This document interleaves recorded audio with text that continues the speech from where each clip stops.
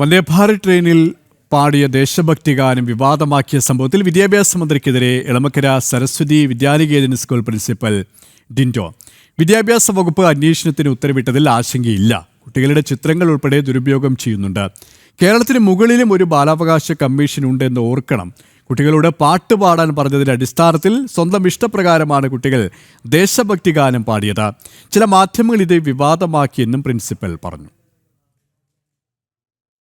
നമ്മുടെ വിദ്യാഭ്യാസ വകുപ്പ് അന്വേഷണം പ്രഖ്യാപിച്ചു എന്നുള്ളതാണ്. ഇത് കുട്ടികൾ വീണ്ടും അവർ പാനിക്കാകുകയാണ്. ഇത് വീണ്ടും തുടരുവാണെങ്കിൽ ഞങ്ങൾക്ക് നിയമപരമായിട്ട് പോകണം എന്നുള്ളതാണ്. കാരണം സ്കൂളിന്റെ ഭാഗത്തോ വിദ്യാർത്ഥികളുടെ ഭാഗത്തോ ഒരു തെറ്റും ഉണ്ടായിട്ടില്ല. മാത്രമല്ല, ഇതിലേക്ക് റെയിൽവേ മനഃപൂർവ്വം ചെയ്തു എന്നൊക്കെ പറഞ്ഞു വരുന്ന ഒരുപാട് കാര്യങ്ങൾ. റെയിൽവേക്ക് ഇതിലൊരു റോളുമില്ല. വകുപ്പിന്റെ നീക്കം സ്കൂളിനും മറ്റുള്ള കാര്യങ്ങളൊന്നും ഒരു ആശങ്കയുമില്ല. കാരണം നമ്മൾ സത്യസന്ധമായ ഭാഗത്ത് തന്നെയാണ്. കുട്ടികളുടെ ഫോട്ടോ വളരെ മിസ്യൂസ് ചെയ്യുന്നു, വളരെ ചർച്ചയാക്കുന്നു എന്നൊക്കെ പറഞ്ഞിട്ട് അത് മാത്രമേ ഉള്ളൂ. അതിനെതിരായിട്ട് മാത്രമാണ് സ്കൂളുകളെ. അല്ലാണ്ട് ഈ വിഷയം സത്യസന്ധമായിട്ടും ദേശഭക്തി ഗാനമാണ്. ഇതിനെക്കുറിച്ച് വേണമെങ്കിൽ തുറന്ന ഒരു ഡിബേറ്റ് ആർക്കും നടത്താം.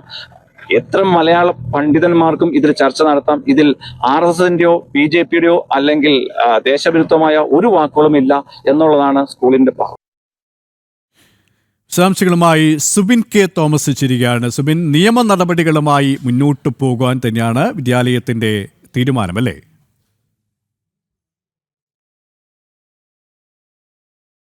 ാണ് ഈ സ്കൂളിന്റെ പ്രധാന അധ്യാപകനായിട്ടുള്ള ഡിൻഡോ KP വ്യക്തമാക്കിയത്.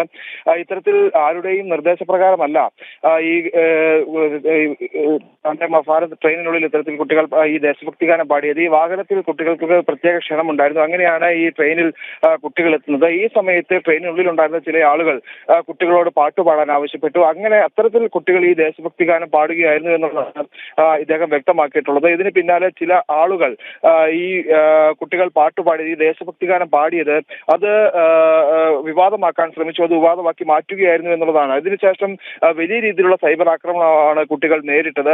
അതേസമയം ഈ സൈബർ ആക്രമണം നേരിടുന്ന കുട്ടികൾക്ക് വേണ്ട പിന്തുണ നൽകാൻ വിദ്യാഭ്യാസ വകുപ്പ് തയ്യാറായില്ല എന്നുള്ളതാണ് ഈ സ്കൂൾ അധികൃതർ വ്യക്തമാക്കുന്നത്. ഈ സ്കൂളിനെതിരെയും അതുപോലെ തന്നെ ഈ കുട്ടികൾ ഈ ദേശഭക്തി ഗാനം ആലപിച്ച വിഷയത്തിലും ഈ അന്വേഷണം പ്രഖ്യാപിക്കുന്നതിന് പകരം വിദ്യാഭ്യാസ മന്ത്രി കുട്ടികൾക്ക് വേണ്ട സംരക്ഷണം ഒരുക്കുക, അല്ലെങ്കിൽ കുട്ടികളെ ഇത്തരത്തിൽ അധിക്ഷേപ പരാമർശം നടത്തുന്ന കുട്ടികളുടെ ചിത്രങ്ങൾ ഉൾപ്പെടെ ദുരുപയോഗം ചെയ്യുന്ന ആളുകൾക്കെതിരെ നടപടി സ്വീകരിക്കാനുള്ള നിർദ്ദേശമായിരുന്നു നൽകേണ്ടിരുന്നത്.